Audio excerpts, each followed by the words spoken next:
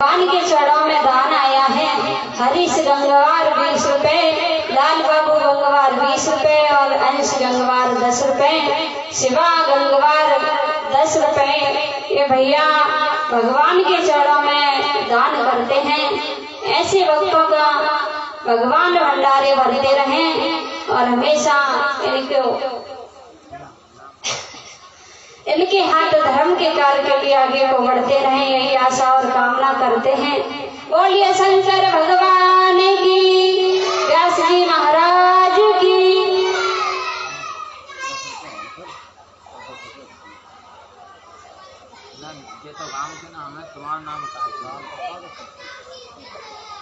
और ये राम प्रसाद भैया और पप्पू भैया ये भड़सर और धतिया से आए हैं। ये 10-10 रुपए भगवान की अमृतमयी कथा में प्रदान कर रहे हैं। भगवान इन्हें सर्वदा सुख और शांति प्रदान करें। प्रभु से हमारी यही इच्छा व आकांक्षा है। बोलिए गोविंद भगवान की जय, सच्चिदानंद भगवान की जय। जय श्री राधे, जय श्री राधे। श्री सूत जी महाराज समझाते हैं,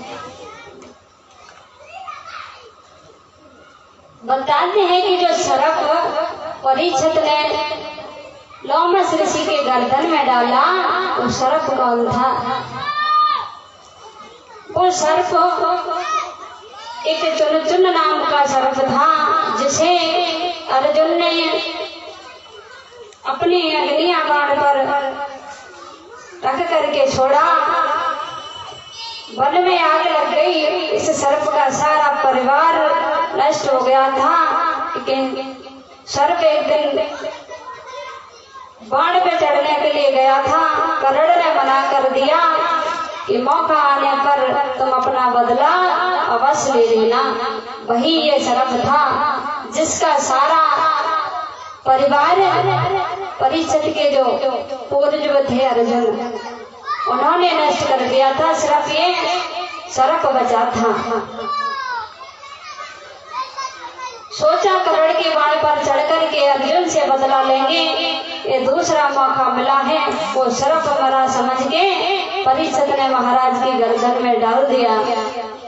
लोमस ऋषि के पुत्र श्रृंगी ऋषि को ये अवगत हुआ कि हमारे पिता का अपमान परीक्षित ने किया, तो हाथ में जल लेकर के और श्राप दे दिया कि जा, मैं तुझे श्राप देता हूँ। जिस सर्प को तूने हमारे पिता के गले में डाला, वही सर्प 7वें दिन तुझे तक्षक बन करके डसने के लिए आएगा।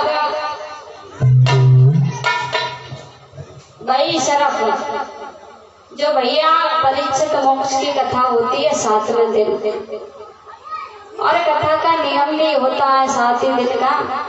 सप्ताह की कथा ही होती है। 7 ही दिन में इंसान जन्म लेता है, 7 ही दिन में मरता है, 7 ही दिन में सब कुछ होता है। 8वां दिन तो बना नहीं है, 7 ही दिन की कथा होती है। और 7वें दिन परीक्षित का जो मोक्ष होता है। परीक्षित को श्राप लगा। जिस समय श्रृंगी ऋषि ने श्राप दे डाला,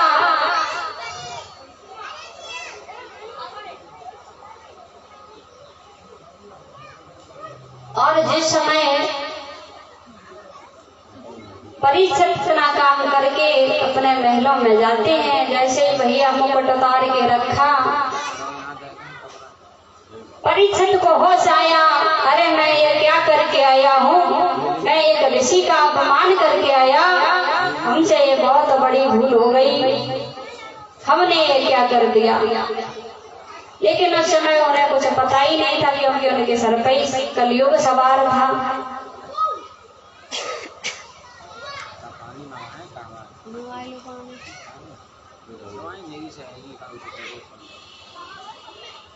सहेली है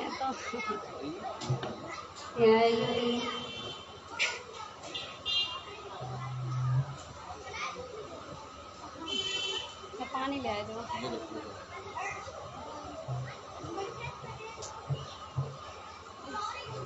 जिस समय परीक्षित को होश आया कि हमने ये क्या किया, एक ऋषि का अपमान कर दिया।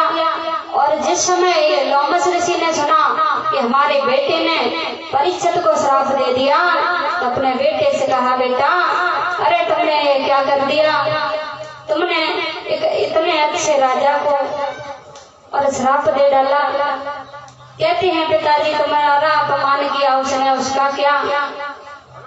तो लोमस ऋषि कहते हैं, बेटा अरे उन्होंने जानबूझ के नहीं किया, उनके सर पे कलयुग सवार था। तुम ऐसा करो, ये श्राप वापस ले लो। श्रृंगी ऋषि कहते हैं, पिताजी दिया हुआ श्राप कभी मिथ्या नहीं होता, बदला जरूर जा सकता है।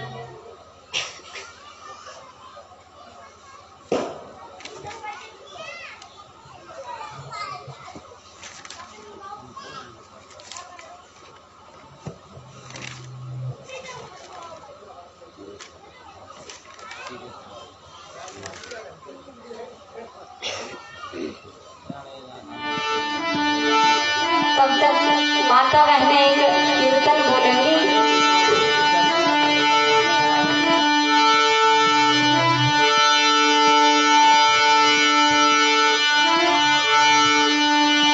बंसी बजैया किनारे कन्हैया, हम साड़ी गाए का चली।